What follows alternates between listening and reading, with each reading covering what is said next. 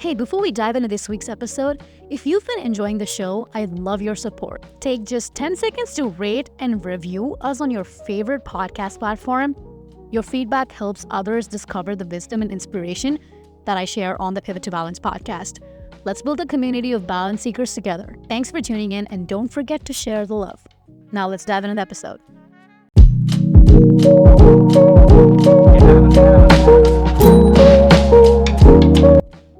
Hello and welcome to the Pivot to Balance podcast. I'm your host, AK, and I hope you're doing well. In a world that pulls us in a million different directions and with a billion distractions, finding balance can feel like an ambiguous quest.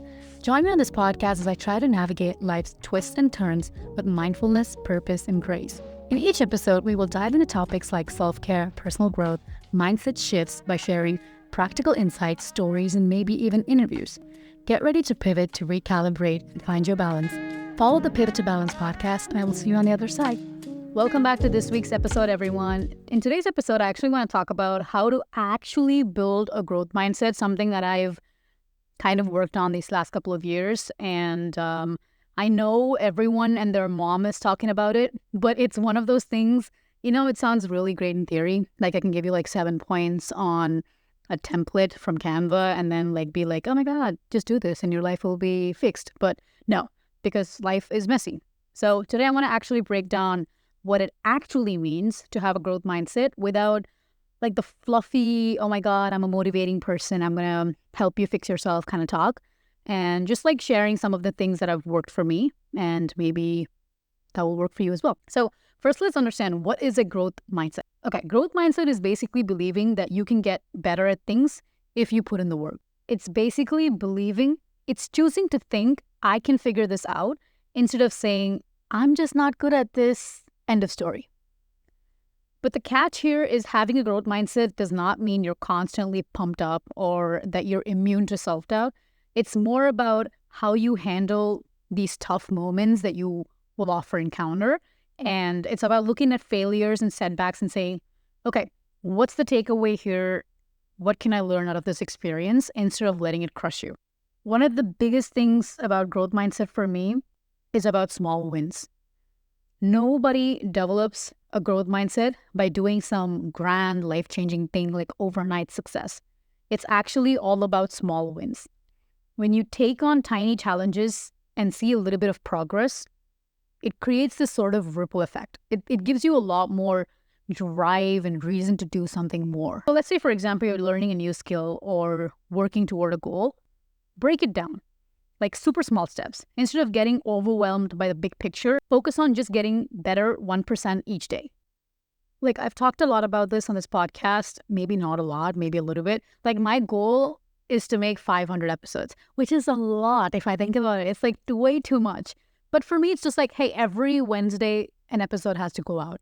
That's it. That is my only goal. And every week I hit that goal, I'm building more confidence in myself. This is the one tiny goal that I have for this one podcast that I'm working on. And I have another podcast too. So you're just basically teaching your brain that progress is happening, and that makes it way easier to stick with your goals. All right, let's talk about failure, because honestly, all this glory stuff is fun, but what about failure? Because nobody likes to talk about it. I hate it. You probably hate it, but it's going to happen.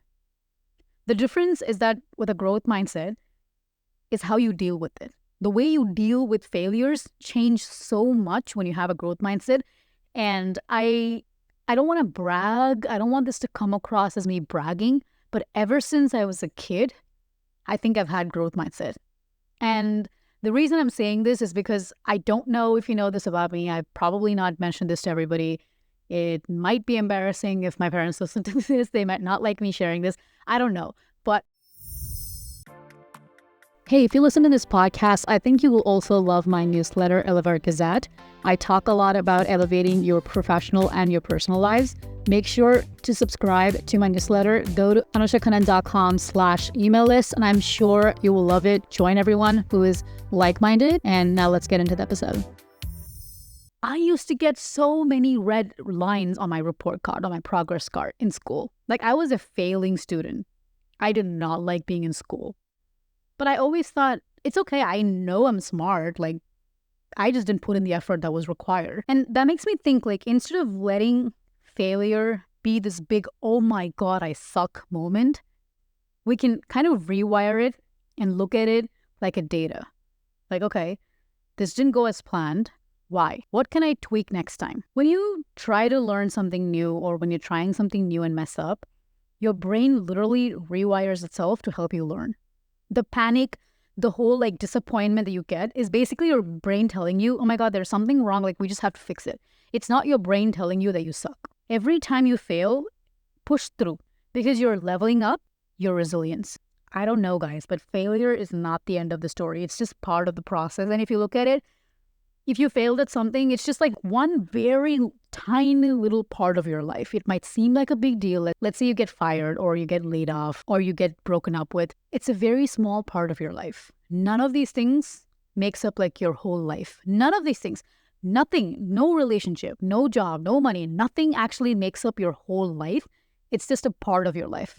Would you wake up and think, I am only going to choose my career for the rest of my life? Abso-fucking-lutely no way. You want parents, you want your siblings, you want your family, you want love, you want to travel. Think about it. Your failure in one area is temporary. It's for a temporary basis. It feels like, oh my God, I didn't hit my huge goal, but it literally is very small. But one thing I will talk about with growth mindset, and I've been very conscious about this for the last, I would say, year and a half, who you surround yourself with is everything. And if you're always around people who play it safe or complain about everything, it's hard to feel motivated. And first of all, you won't feel that connection with them. You'll be like, I'm not vibing with you, okay? I don't know what you're talking about. I don't like complaining as much. But if you've got even like one or two people, friends, family, loved ones, who push you to grow, that's gold. Keep those friends that like tell you things to your face that are like, hey, you're messing things up. Hey, you're not being so motivated. Hey, you've got to like get your shit together. I love friends like that. I'm not telling you that you need to like ditch all your friends and get a whole new friend group. I mean, do that if you want to, but find people who inspire you or call you out when you're being lazy or, you're like the self-loathing stage, because they'll keep you grounded and help you see things differently when you're stuck in your own head. Growth mindset is not a solo thing, as far as I've seen. Having people around you who support you makes a huge difference. And I was talking about self-loathing a couple minutes ago. I want to talk about self-compassion, because when people have self-compassion, it's often seen as like, oh my God, she's so soft. He's so soft. They're so soft. No, but it's actually quite important. When it comes to growth mindset, people usually skip that stage. They're like, okay, I have to push myself. I have to constantly burn myself out in order to have a growth mindset or something. Growth isn't about pushing yourself 24/7. It's also about being cool with where you are right now. Self-compassion is about giving yourself a break when things don't go as planned. It's about realizing that you're going to mess up sometimes, and that's okay. Because if you're always beating yourself up, you're going to burn out fast. Because from all the things that I do, sometimes I sit and think, I don't see real progress, not the way at least I wanted it to be or I thought it would be. But then I'm like, I'm still making progress. That is self-compassion. Because growth takes time. And you are allowed to take a breath and keep going without being perfect. I mean, who exactly is defining perfect anyways? So that is kind of like a thought process that I had about growth mindset. Again, growth mindset is not about being pumped all the time, thinking you're invincible. It's basically just taking small steps, getting back up after failure, cutting yourself some slack along the way. Just if you're taking anything from this episode, take away that growth is a journey. You're not supposed to have it all figured out from day one or day 362 or even 365, because there's something else that's going to come up. Keep learning, keep showing up, and trust the process. And if you've got any tips about growth mindset, please feel free to reach out to me on Instagram or comment under this episode. I'm going to go grab a cup of lemon water, and I'll see you in the next one. Bye.